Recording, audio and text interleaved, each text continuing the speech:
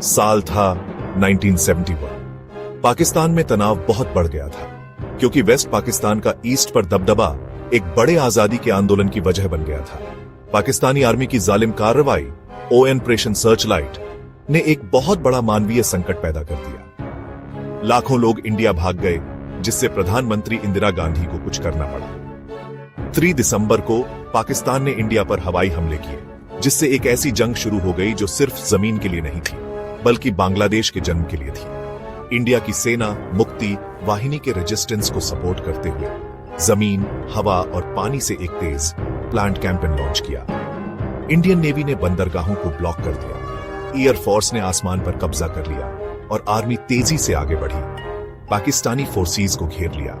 16 दिसंबर को पाकिस्तानी मिलिट्री ने ढाका में सरेंडर कर दिया। बांग्लादेश का जन्म हुआ। लेकिन यह कॉन्फ्लिक्ट सिर्फ एक रीजनल जंग नहीं थी, यह ग्लोबल कोल्ड वॉर में एक फ्लैश पॉइंट था। इंडिया का सोवियत यूनियन के साथ अलायंस ने सुपर पावर का ध्यान खींचा, जिससे एक लोकल स्ट्रगल एक ग्लोबल चेस मैच में बदल गया।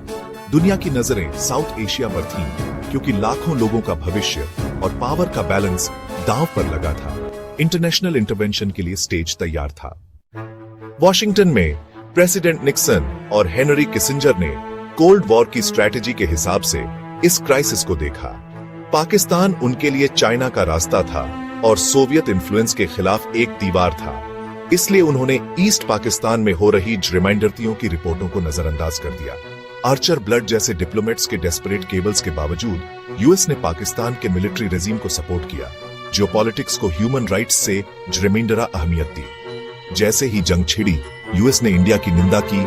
सोवियत एक्सपेंशन और वेस्ट पाकिस्तान के ढहने से डरते हुए अमेरिका ने इंडिया को मदद देना बंद कर दिया और 7th फ्लीट, जिसका लीडर यूएसएस एंटरप्राइज था, को बे ऑफ बंगाल भेजा। यह एक शक्ति प्रदर्शन था जिसका मकसद इंडिया को डराना और पाकिस्तान को सपोर्ट करना था। सोवियत यूनियन ने अपनी नेवल डिप्लॉयमेंट के साथ जवाब दिया, जिससे सुपर पावर खतरनाक रूप से टकराव के करीब आ गए। 1971 की जंग एक ग्लोबल क्राइसिस बन गई थी, जिसका सेंटर साउथ एशिया था। लेकिन यूएस अकेला काम नहीं कर रहा था। तेहरान में ईरान के शाह, जो इस रीजन में अमेरिका के खास सहयोगी थे, इस कॉन्फ्लिक्ट में शामिल हो गए।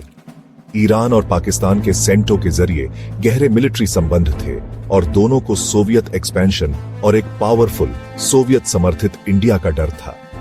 जब निक्सन और किसिंजर ने मदद मांगी, तो शाह ने अपनी सीमाओं को सुरक्षित करने और यूएस के साथ अपने अलायंस को मजबूत करने का एक मौका देखा। ईरान यूएस के लिए पाकिस्तान को सपोर्ट पहुंचाने का एक अहम जरिया बन गया, जिससे कांग्रेस की पाबंदियों को बाईपास किया गया। शाह के इरादे स्ट्रैटेजिक और पर्सनल दोनों थे। वह एक स्टेबल पाकिस्तान चाहते थे, ताकि वह एक बफर का काम करे और अशांति ईरान में न फैले। ईरान की भागीदारी कोल्ड वॉर की कैलकुलेशंस, रीजनल सिक्योरिटी और पाकिस्तान के साथ सॉलिडेरिटी का मिश्रण थी। जैसे जैसे जंग जारी रही, ईरान की भूमिका और भी सीधी हो जाएगी। पाकिस्तान को लाइफलाइन मिलने वाली थी। पाकिस्तान के लिए ईरान का सपोर्ट ठोस और तुरंत था। जैसे जैसे पाकिस्तान की एयर फोर्स को नुकसान हुआ, ईरान ने अमेरिकी बने F-86 सेबर जेट्स और स्पेयर पार्ट्स सप्लाई किए, जिससे PAF जंग में बना रहा। रिपोर्ट्स बताती हैं कि ईरानी पायलटों ने पाकिस्तान के लिए कॉम्बैट मिशन भी उड़ाए, जिससे हौसला और क्षमता बढ़ी। ईरान के एयरबेस पाकिस्तानी विमानों के लिए सुरक्षित ठिकाने बन गए, जो इंडियन हमलों की पहुंच से बाहर थे। इंडिया की नेवल ब्लॉकेड से सप्लाई रुकने पर ईरान ने जरूरी फ्यूल और पेट्रोलियम प्रोडक्ट्स प्रोवाइड किए, जिन्हें जमीन और हवा से भेजा गया। यह मदद यूएस के साथ कोऑर्डिनेटेड थी, जिससे पाकिस्तान की वॉर मशीन चलती रही जब वह खत्म होने की कगार पर थी। जबकि US Navy Bay of Bengal में अपनी ताकत दिखा रही थी, ईरान ने पाकिस्तान को वो टैक्टिकल सपोर्ट दिया जिसकी उसे सख्त जरूरत थी। हालांकि यह जंग के नतीजे को नहीं बदल सका। ईरान के इंटरवेंशन ने कॉन्फ्लिक्ट को लंबा खींचा और कोल्ड वॉर के अलायंस की गहराई को दिखाया। इसके बाद का समय इस रीजन को फिर से आकार देगा। यूएस और ईरान के सपोर्ट के बावजूद पाकिस्तान की हार निर्णायक थी। बांग्लादेश का उदय हुआ और इंडिया की ताकत बढ़ गई। जंग ने सुपर पावर के प्रभाव की सीमाएं और लोकल नेशनलिज्म की ताकत को उजागर किया। यूएस इंडिया के संबंध खराब हो गए, जबकि पाकिस्तान, ईरान और यूएस करीब आ गए। जब तक कि 1979 की ईरानी क्रांति ने सब कुछ उलट-पुलट नहीं कर दिया।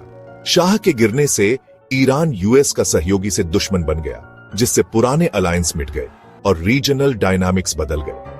ईरान और पाकिस्तान के संबंध और भी पेचीदा हो गए, खासकर अफगानिस्तान को लेकर, जबकि इंडिया और ईरान को नया कॉमन ग्राउंड मिला।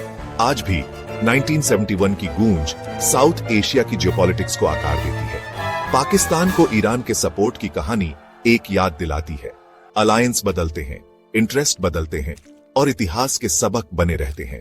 1971 की घटनाएं सिर्फ इतिहास नहीं है, वे डिप्लोमेसी के अप्रत्याशित डांस का एक जीता जागता सबक हैं। साउथ एशिया में अतीत कभी भी वर्तमान से दूर नहीं होता।